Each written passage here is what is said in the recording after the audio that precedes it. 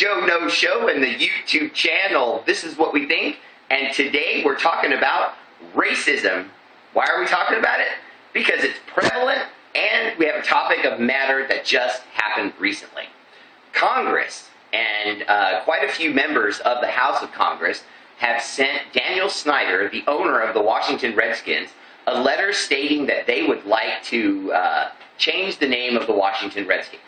Now, this has been said many times, but this is the first time that Congress has come together as a group and decided to send a unified letter stating that they find the term Redskins offensive.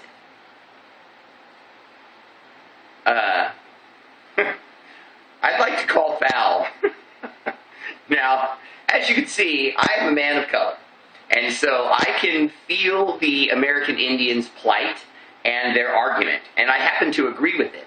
But here's where I'm calling foul. These United States senators are basically trying to press even more pressure onto the Washington Redskins to get rid of that name and the logo image that they use and change it entirely to something else. Now, the problem I have with this is, why is it we're jumping all over the Redskins? Now, don't get me wrong, they're clearly racist.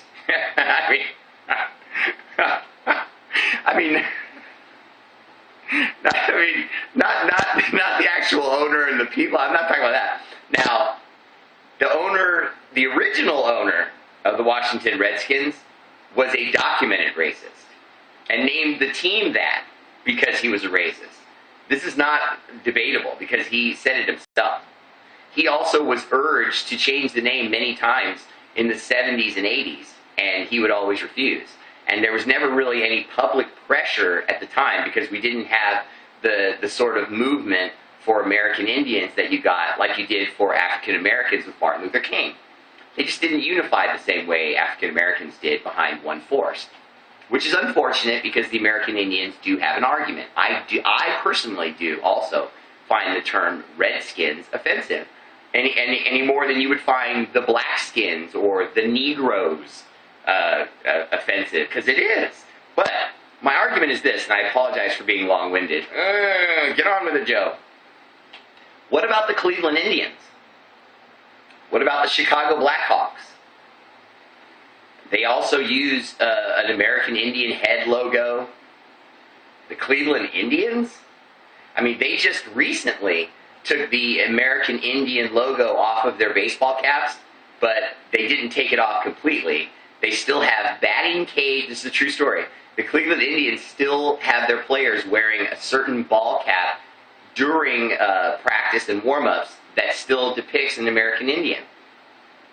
Why would you dump the ones for sale and dump the ones that you sell at the stadium, but allow the players to keep wearing them? That just doesn't make sense to me. I'm telling you, research the Cleveland Indians online. You'll see it's there. They don't deny it.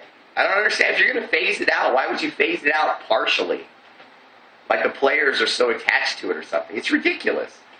And then more importantly, and this is not defending racism, but people, the Washington Redskins, their image, logo, and colors, they've been trademarked for 30, 40 years. It's a $100 million marketing machine that never stops, that year after year churns out.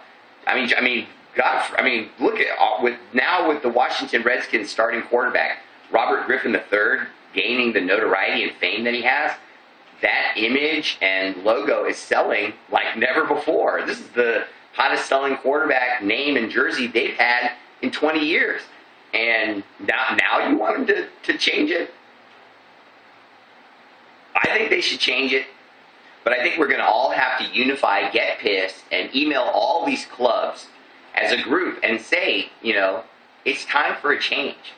I don't understand why we have to call them the Cleveland Indians and the Chicago Blackhawks. I just don't understand why we need to refer to them as American Indians and things that, from their culture, they hold great pride in. I just don't understand, and the whole Atlanta Braves and their ho, ho, ho, ho, doing that during rallies in the 7th inning. Gotta stop that stuff, man. I'm just saying to the fans that are there. I'm not saying it's not fun. It's fun to unify. Ho ho ho ho. I mean, it's fun. I've seen it. I've seen them do it. It's fun, but it's offensive. They don't like it. We don't go gay, go fags. We don't do that, do we? Because we know gay people would rebel against it. It's wrong and offensive to them. So we don't even try it. So why do American Indians get so little respect, man? This is crazy. I mean, it's crazy. I can't believe that they get so little respect. I don't know, but would Asian people be mad if the Seattle Samurais, they made a team and they show some guy with a sword as the logo going, yeah, you know what I mean, or something? Would that be offensive to them? I don't know. Check out the Brothers of B on the YouTube channel. This is what we think. They review the hottest movies, DVDs, and stuff you should check out so you know what to watch and what to pass. But I can tell you this much. I'm going to see Superman. That looks hella dope. Peace.